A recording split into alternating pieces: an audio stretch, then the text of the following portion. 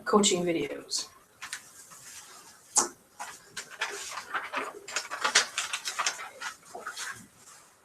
So good morning and happy Easter.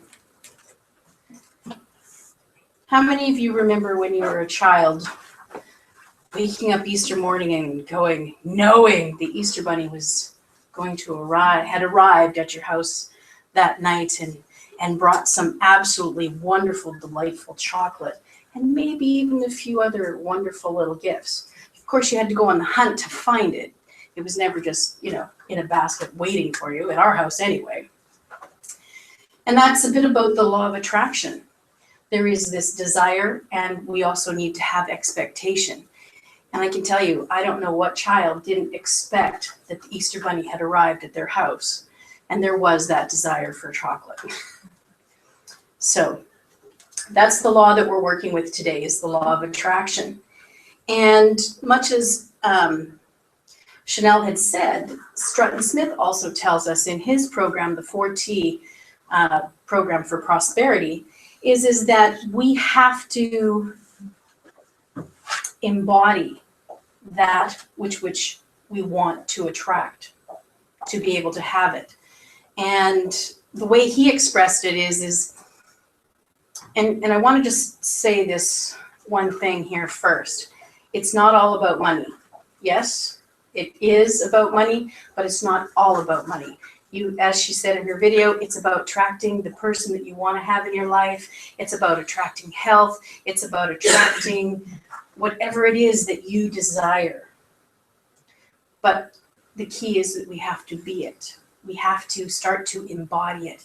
And so that means that one of the things that Strutton Smith said in his book was that if you wanted to embody it and you wanted to embody a much larger lifestyle, if you were always walking around with your hands in your pocket and nothing in your pockets, he said, and you want to start to feel and have a more lush life, he said, go and have high tea and act like you belong there.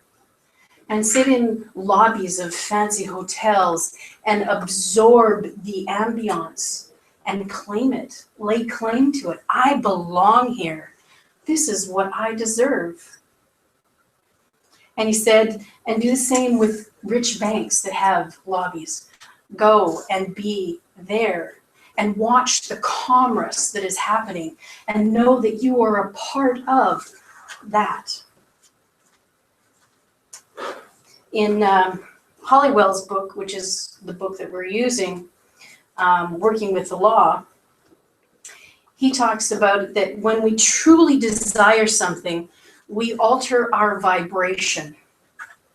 And that's basically what Strutton Smith was saying, and that's what Chantel was saying, is that when we be that which we are trying to attract, we are creating a different vibration within our beingness, within our thinking, that attracts, that kind of throws open wide the doors to draw circumstances and people and things and resources to bring about the creation into the physical world, that which we believe is ours.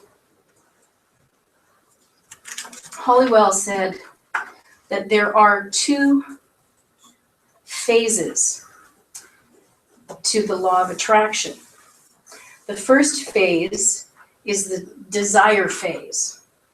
And it is when an individual earnestly desires a thing, he sets up a line of force that connects him with the invisible side of the good desired. So it's not even manifested yet. It's not something physical, tangible, but it has to be the imprint, the spiritual prototype.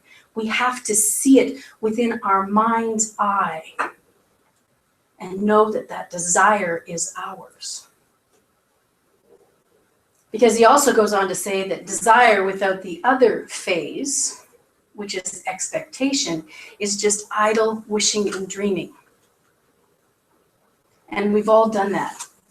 We've all wished for good things. We walked past a shoe store and oh my God, look at those shoes. Those are wonderful. I love those. Yet we don't go in, we don't sit down, and we don't try them on and go, oh my God, look at that. Oh, yes. We look at them and we go, oh, I'd love to have those in my closet. And then we walk past the store. We go, oh, look at that dress. That would look really good with those shoes. But we don't go in and try it on. We just walk past it. So that's just the wishing aspect of it. So it cannot attract to us when we just wish it. There has to be focus and intention.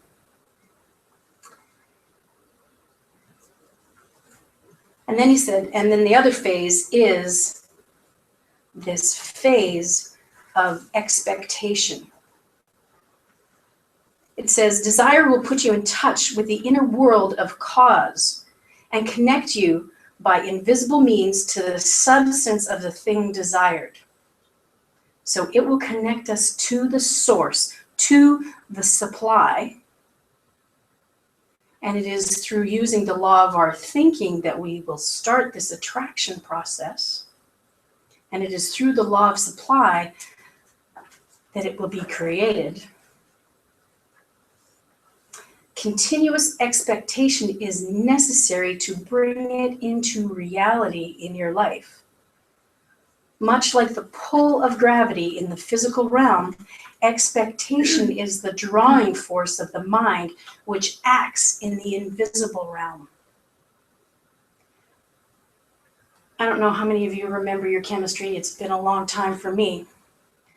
But I know that when you have a hydrogen molecule, it's not complete. It's missing an electron. Actually, it's missing two. And when it meets up with two oxygen molecules, they form a bond. And it is so strong, you can't break it apart. And that becomes water. You cannot separate molecules of water. Once you have water formed, those bonds are so solid, you can't take the hydrogen away from those oxygen molecules. And so that's the way attraction works with this expectation. It creates this link to the infinite, to source, to our supply. And then our focus and our expectation brings it about, makes it so when we combine the two together. Now, you can constantly expect good things to happen. And you can also expect bad things to happen. And I'm going to show you a little video clip here in a moment of Bob Proctor talking about the law of attraction and how, you know, that boomerang that Kathy talked about, when we focus on things that aren't working in our lives, we get more of it back.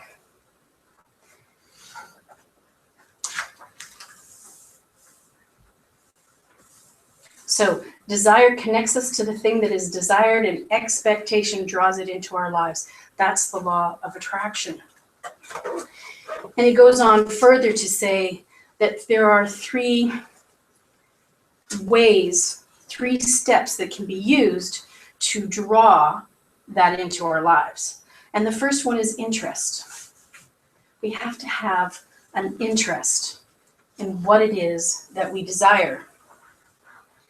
And interest is tending to see in the outer world what is already existing in your mind.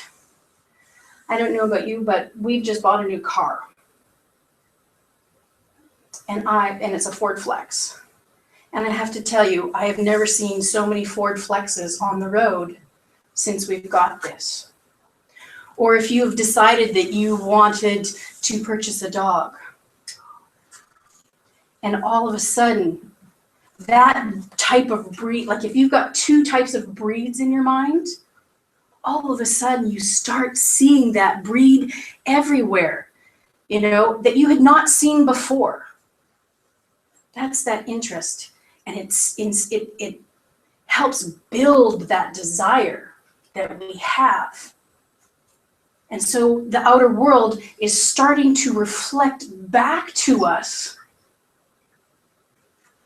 that desire. And it's going, are you sure? We're showing you all of this. Are you sure that this is what you want? And that step is that we have to have that expectation. And so then the next step that he talks about is attention. We have to have a high interest. To have a high interest is not enough. We must inject this interest into our daily labors. Our attention must portray our interest, and the keener the interest, the more intensity will be the attraction. So much like she said with that young lady in the video who said, I want designer clothes. I want to have everything from Saks Fifth Avenue. Well, the first step for her might be to go and replace all her hangers with, beautiful hangers that would hold that clothing. And start to organize her wardrobe.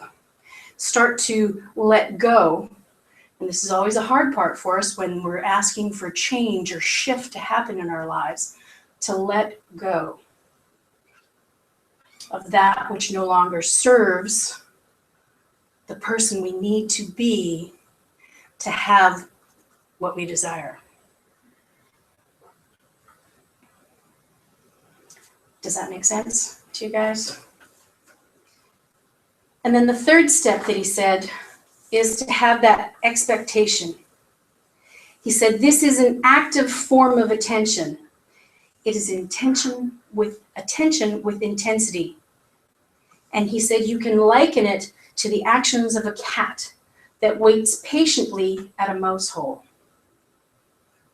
And we've all seen that when a cat is in that stalking phase, when it's poised and it just knows that if it just waits in stillness with that intensity, it will receive what it wants. The cat expects to catch its prize at any moment. He expects to get the mouse because he believes he will get it eventually. We've had cats all my life growing up, and you could see them, and it drove my mom insane. She was forever running after them.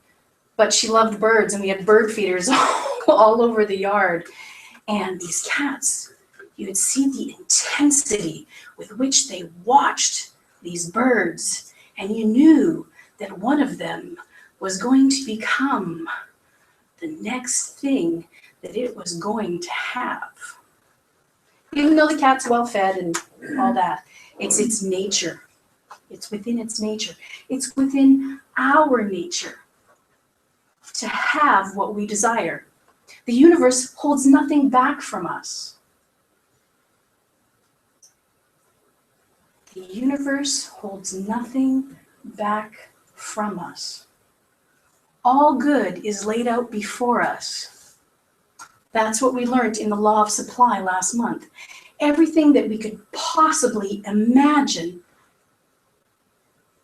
it's there. It's waiting for our recognition. It's waiting for our interest, attention, and expectation. And once we become who that person is that gets that, then we'll have that. I'm just going to show you this little clip from Bob Proctor. It's just a little 1-minute clip. And what he's going to talk about is, as we've said, like attracts like. He said, so if you want heat, you can't think about getting rid of the cold. He said, you have to focus on heat. So, 7:05 or 4.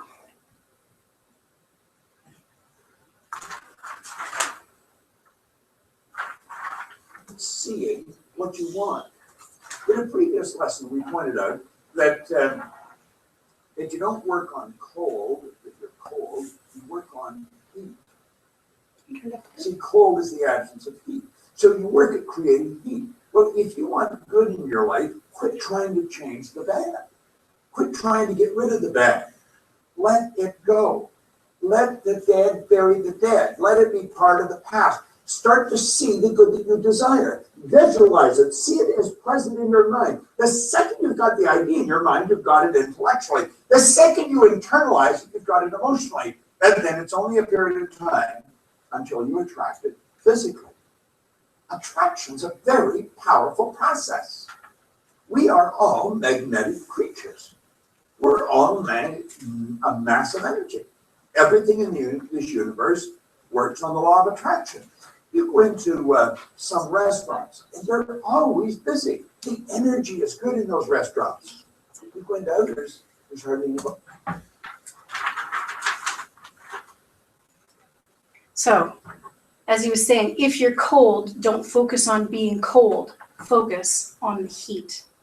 We have to, that's part of, to be able to put into action the law of attraction for us, we have to stop looking to the past. We have to be present and moving forward.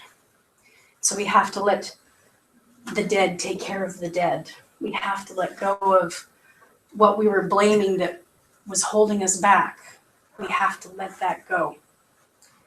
He said in this book, Halliwell talks about intense focus on our goal increases the signal and amplifies our vibration to attract to us the goals.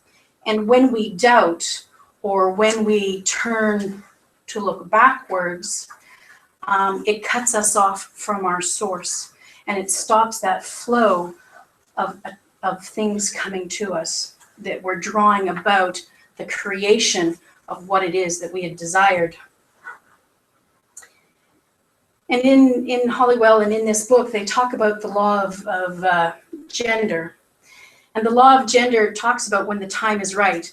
And so sometimes, you know, we might become the person that we want. We might desire something, and yet it still feels like it's out of our grasp. It's out of our reach. There's still something that's not bringing it to us.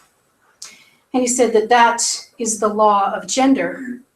And the law of gender is that everything has an incubation period. Whether it's a seed for a plant or a seed of an idea, there is an incubation period that every seed must go through to come into fruition. And he said for thoughts to become the mature outcropping, we have to believe it, and then we will see it. Most of us know the state motto. I don't remember what state it is. Show me. Show me it first. Well, in this teaching, we have to believe it first, and then we'll see it.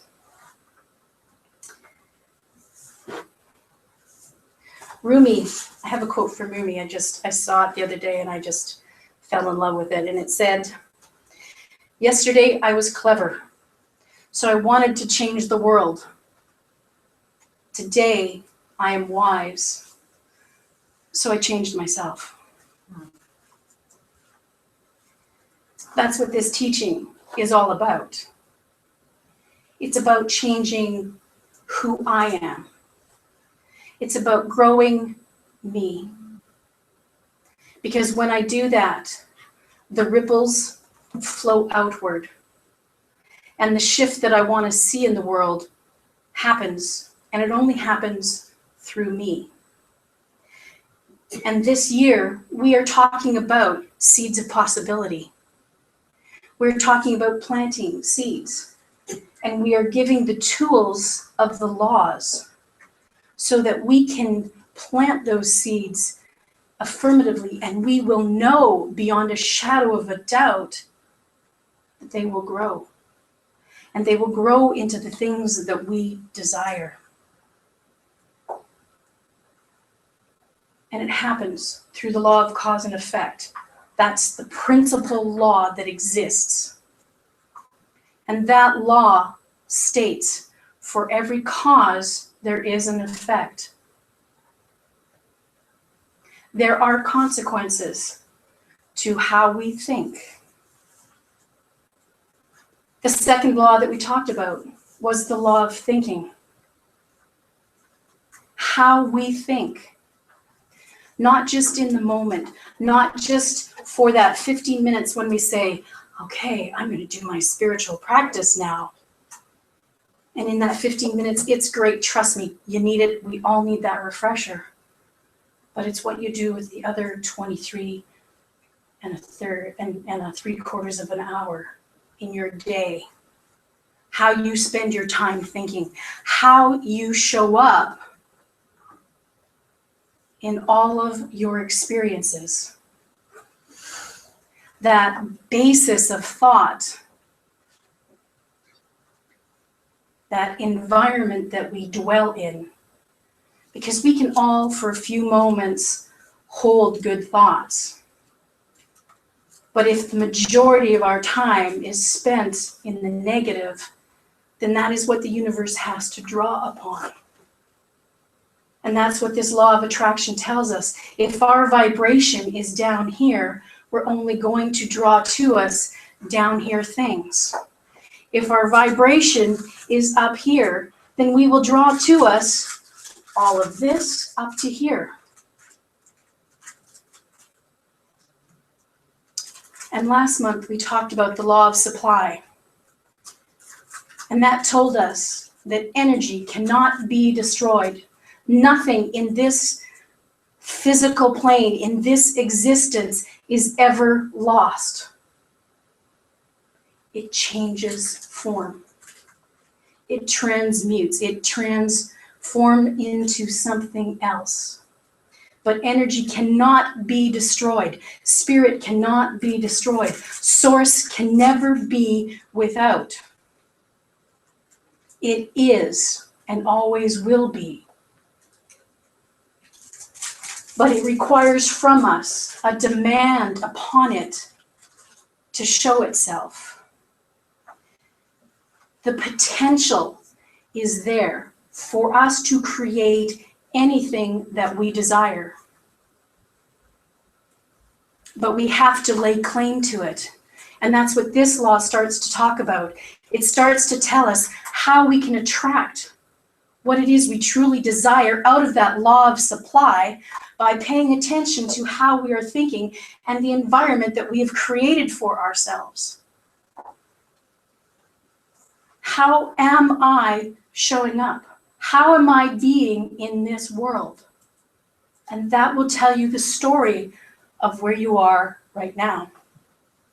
But it doesn't have to be the story of where you are tomorrow. Because today and every day that is this moment, this is the moment of spirit, this is the moment of power, this is the time now that we create. This is our power. The past is gone. It has no power unless we give it to it. The future has not yet come, so it holds no power because it doesn't know what it's going to be yet. This is the moment of power. This is the moment of taking control of our thinking so that we can create and bring into existence, attract to us the life that we desire. So, as she said in that video, you have homework. What is it that you want? What is it that you desire out of life? And then are you being the person who deserves that? And if you're not, bring them into alignment. And then you too will have exactly what you desire. And so it is.